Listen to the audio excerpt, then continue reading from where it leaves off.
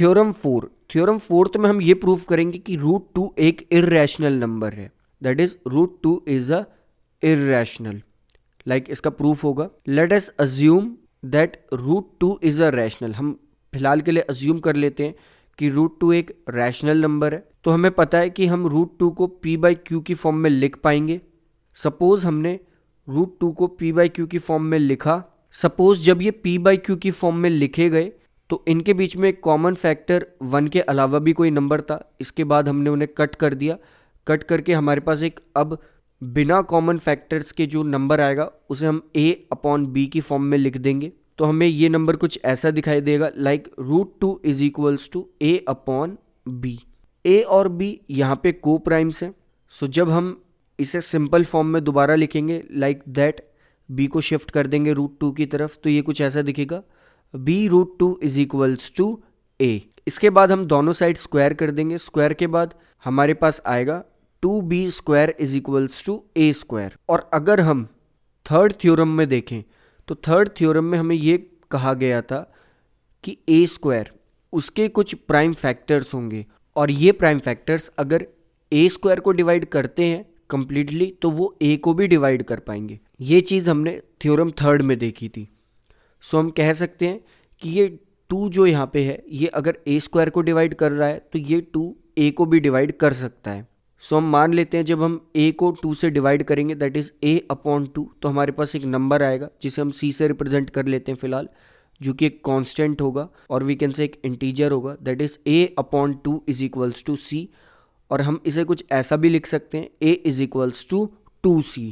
और अगर a 2c के इक्वल है तो a स्क्वायर इक्वल होगा 4c स्क्वायर के, और हमने देखा था a स्क्वायर 2b स्क्वायर के भी इक्वल था, और यहीं a स्क्वायर 4c स्क्वायर के भी इक्वल है। तो हम वैल्यूज़ a स्क्वायर की सब्स्टिट्यूट कर देंगे और हम देखेंगे कि 2b स्क्वायर 4c स्क्वायर के इक्वल आएगा।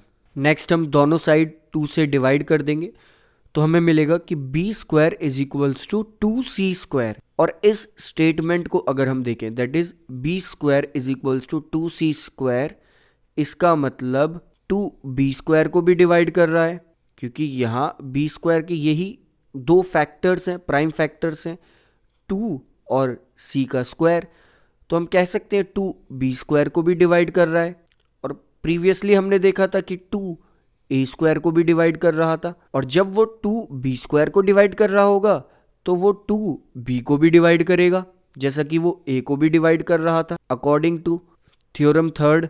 और b अगर 2 से भी डिवाइड हो रहा है और वहीं a वो भी 2 से डिवाइड हो रहा है, तो दोनों 2 से डिवाइड हो रहे हैं तो इनका एक कॉमन फैक्टर आ जाएगा 2। बट हमने स्टार्टिंग में देखा था जब हमने p बाई क्यू की फॉर्म में इसे लिखा था, हमने कॉमन फैक्टर्स को कट कर लिया था और लास्ट में हमने ये देखा था कि अब a और b को प्राइम है और इनके बीच में कोई कॉमन फैक्टर नहीं है।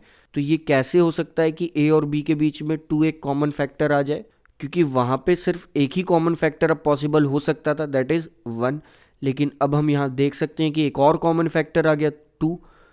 तो ये बात बिल्कुल गलत हो जाएगी। और ये गलत क्यों प्रूव हुआ, क्योंकि हमने गलत ये अज्यूम कर लिया था कि रूट 2 एक रैशनल नंबर है। अगर रूट 2 रैशनल नंबर होता तो वो ये प्रॉपर्टी शो करता, लेकिन हमें पता है कि रूट 2 एक इर्रेशनल नंबर है। तभी जब हमने उसे थ्योरम थर्ड के अकॉर्डिंग फैक्टर्स कैलकुलेट करे और कॉमन फैक्टर्स देखे तो वो 1 के अलावा एक और फैक्टर आ गया दैट इज 2, जो कि पॉसिबल नहीं होना चाहिए। सो हम यहाँ से कह सकते हैं कि रूट 2 एक इर्रेशनल नंबर है।